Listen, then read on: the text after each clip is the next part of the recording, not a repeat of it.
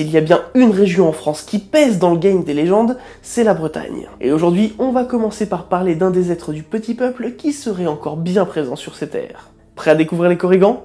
Alors c'est parti pour un peu de culture.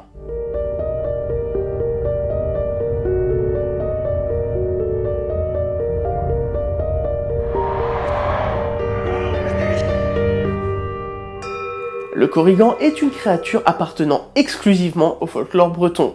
Bien qu'il soit classé parmi les lutins, certains spécialistes voudraient le classer parmi les nains. Kor viendrait de l'ancien gallois Kor, qui signifie nain, et donc il serait assez logique de parler d'eux comme tels. Mais les suffixes ig et an sont des diminutifs, donc littéralement on pourrait traduire Korrigan par petit, petit nain.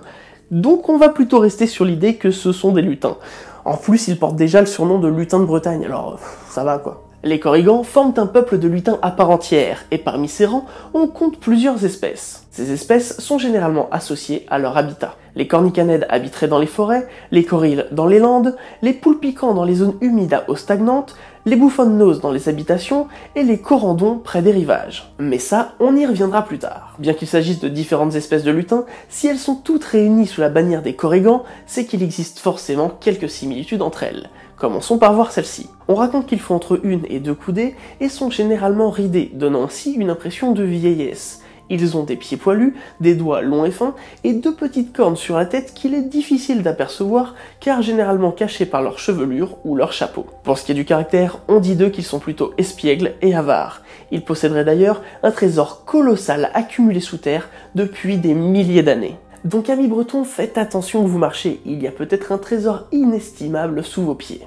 Enfin, comme tout bon lutin, on leur accorde des pouvoirs magiques divers et variés. L'un des 7 saints fondateurs de la Bretagne, Samson de Dol, les aurait décrits comme des païens dansant autour des menhirs et vêtus comme des sauvages avec des peaux de bêtes. Mais ce qu'il y a d'intéressant dans cette description, c'est qu'elle est faite par un homme d'église, car Samson était évêque.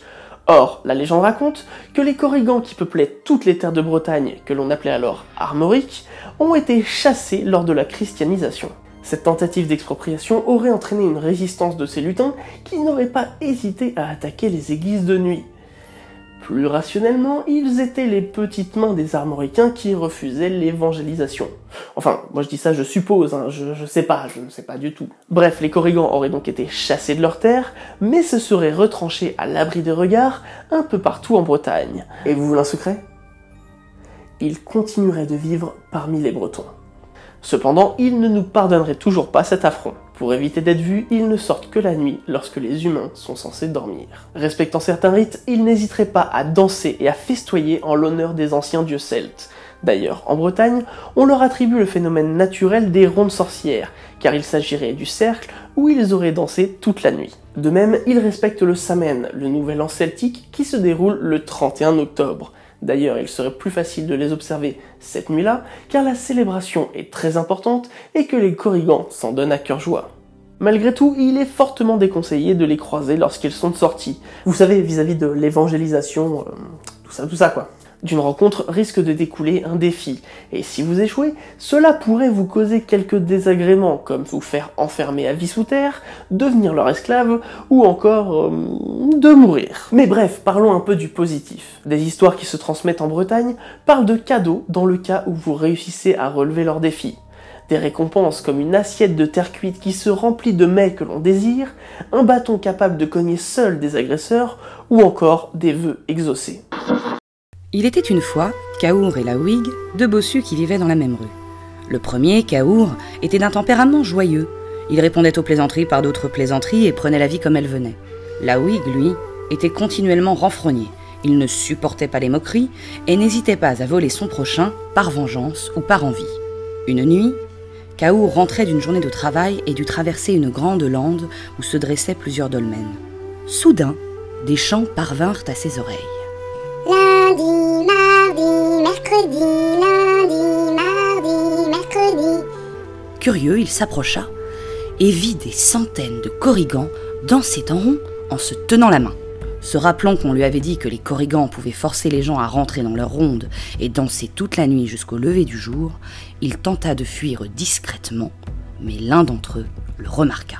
En un instant, tous les Korrigans l'entourèrent et lui dirent « Viens danser avec nous !» Par crainte de les contrarier, il se joignit à la ronde et le petit peuple se remit à chanter.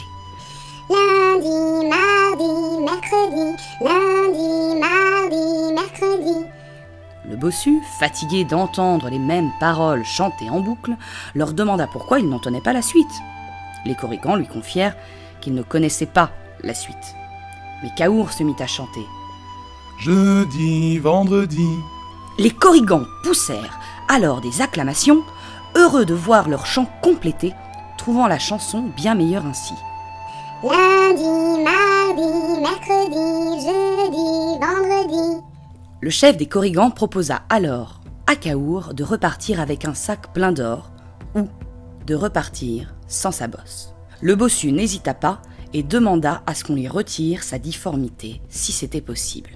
Les petits danseurs se jetèrent sur lui, le lancèrent en l'air, le firent tournoyer et le lancèrent de nouveau. Quand il retomba, il n'avait plus de bosse. Les Korrigans lui dirent au revoir et Kaour les remercia avant de repartir. Le lendemain, quand Laouig vit que son compère n'était plus bossu, il fut immédiatement jaloux et voulut connaître son secret. Après que Kaour lui ait raconté son incroyable nuit, Laouig n'avait plus qu'une idée en tête, rencontrer à son tour les Korrigans cette nuit. Mais Laouig était avare et son esprit convoitait l'or des Korrigans. À la nuit tombée, il se rendit sur la lande où le petit peuple chantait déjà. Lundi, mardi, mercredi, jeudi, vendredi. Il s'avança vers eux et fut à son tour entraîné dans la danse. Au bout d'un moment, il demanda aux Korrigans pourquoi ils ne chantaient pas la suite. Ils lui dirent qu'il n'y avait pas de suite à leur chanson. Mais l'homme se mit à chanter. Samedi, dimanche. Et cette fois, les Korrigans firent la moue. Ça ne rime pas. Lança l'un d'entre eux. C'était mieux avant. Fit l'autre. Qu'on le passe à la soupe. Le chef était bien d'accord avec eux, mais voulut tout de même récompenser Laouig, car après tout, c'est l'intention qui compte. Oui, c'est l'intention qui compte. Et Laouig ignorait que les Korrigans avaient vu clair dans son cœur. Le chef lui proposa la même chose qu'à Kaour. Laouig s'empressa de répondre. Je vais prendre ce que Kaour a laissé. Les Korrigans se jetèrent alors sur lui, le lancèrent en l'air, le firent tournoyer et le lancèrent de nouveau. Quand il retomba enfin, il n'avait plus une bosse, mais deux. Les Korrigans lui avaient donné ce qu'il avait demandé, ce que Kaour avait laissé. Bon ok, pour le deuxième bossu, ça s'est pas super bien passé. Mais en même temps, je vous ai prévenu qu'ils étaient espiègles et avares. En vrai, ils voulaient peut-être pas partager leur or. Donc mieux vaut être prévenu avant de se promener la nuit en Bretagne. Même si c'est tentant, ça peut vite se retourner contre vous. D'ailleurs, faisons un petit tour des différentes espèces de Korrigans. Les Cornicanèdes. Les Cornicanèdes seraient l'espèce la plus importante de tout le peuple Korrigan. Ils se seraient réfugiés dans les forêts, d'ailleurs majoritairement dans la fameuse forêt de Brocéliande. Ils porteraient le nom de Cornicanèdes car ils auraient suspendu à leur ceinture une corne dans laquelle ils s'amuseraient à chanter. Leur habitat naturel leur procurerait de nombreux pouvoirs, comme celui par exemple de prendre l'apparence d'animaux de la forêt, dont ils sont d'ailleurs les protecteurs. De ce fait, ils détestent les chasseurs, et lorsqu'ils se mettent en colère, seraient capables de déclencher la foudre, le vent et la pluie, afin de pousser les fous du fusil à rentrer chez eux au lieu de tuer leurs protégés. Mais s'éloigner de leur forêt leur ferait perdre cette grande puissance. Les Corandons. Les Corandons sont des Korrigans qui vivent près des rivages et des côtes. On raconte que les vieux marins affirmaient qu'ils vivaient dans les trous que l'on peut voir sur les côtes. Les légendes leur accordent également le pouvoir de déclencher les tempêtes, car ils s'amuseraient à provoquer des naufrages. Des matelots auraient rapporté la présence de lutins habillés de blanc, dansant sur les rochers juste avant l'arrivée d'un ouragan. Parmi ces Korrigans des côtes, certains auraient reçu le surnom de porte-feu ou feu de nuit, car ils allumeraient en pleine tempête des brasiers énormes afin d'attirer les bateaux perdus contre les falaises. À l'instant où un navire s'échoue, on pourrait les entendre hurler de joie. Ouais, je crois qu'ils nous en veulent vraiment. Évidemment, si le bateau contenait un trésor, ils n'hésiteraient pas à aller le ramasser pour aller cacher le tout dans leur caverne. Les Korils. Dans les landes bretonnes se cacherait une espèce de corrigan que l'on appelle les Corils. Dès la nuit tombée, ils envahissent ces terres pour y faire la fête et hurler jusqu'au matin. Il est dit qu'ils détiennent une force hors norme, des sortes de mini-Hulk, et que la chaîne des monts d'Arrée aurait été créée grâce à eux lors d'une joute à coups de pierre. Et du coup, c'est l'ensemble de ces pierres accumulées qui aurait commencé à donner naissance à ces reliefs. On raconte aussi qu'ils déplaceraient les menhirs afin de cacher l'entrée de leurs habitations. Ils seraient un peuple de résistants et feraient tout pour récupérer chaque parcelle de leur terre natale. Ils s'invitent dans chaque endroit, chaque bâtiment qu'un humain déserte, surtout s'il s'agit d'une chapelle ou d'un lieu saint. Ils investissent alors les lieux et vouent des cultes aux anciens dieux. Ils s'habilleraient avec les costumes traditionnels bretons et auraient généralement un bâton plus grand qu'eux pour s'appuyer dessus. Les Poulpicans.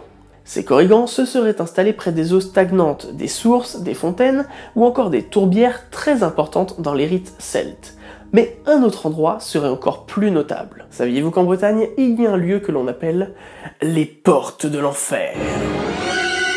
Oui, je sais, il existe des dizaines et des dizaines de portes de l'enfer à travers le monde. Celle de Bretagne est un vaste espace que l'on appelle Yonne-et-Lèze, traversé par l'Élèze, une rivière qui est réputée pour être la rivière des damnés, puisqu'on y venait rejeter les âmes mauvaises qui hantaient les vivants. C'est donc bien cet endroit que les Poulpicans ont majoritairement choisi comme lieu de vie. Et pour rajouter à leur choix d'habitat qui pourrait faire peur à plus d'une personne, on dit d'eux qu'ils sont souvent habillés de peau, tenant à la main un morceau de bois avec une tête de petit animal au bout. Du coup, avec ça, je suis pas sûr qu'ils s'entendent très bien avec leurs compères de la forêt.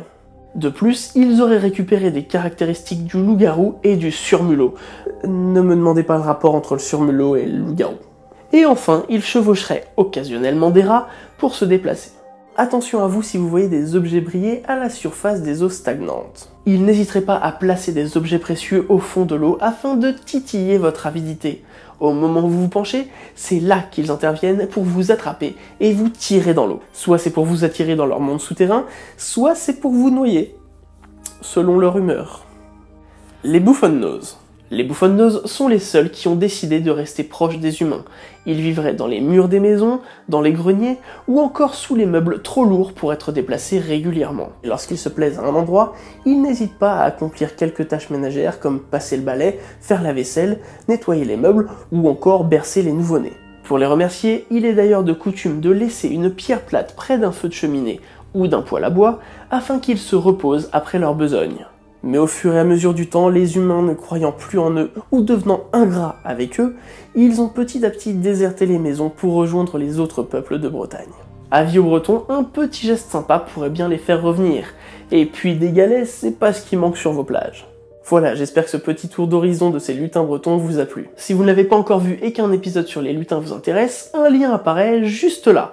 Et je vous le mets en plus dans la description. N'hésitez pas à me raconter en commentaire vos histoires liées aux corrigans si vous êtes de Bretagne, ou si vous en avez côtoyé en y allant. Comme d'hab, n'hésitez pas à me rejoindre sur Twitter, Instagram, Facebook et Tipeee pour soutenir la chaîne.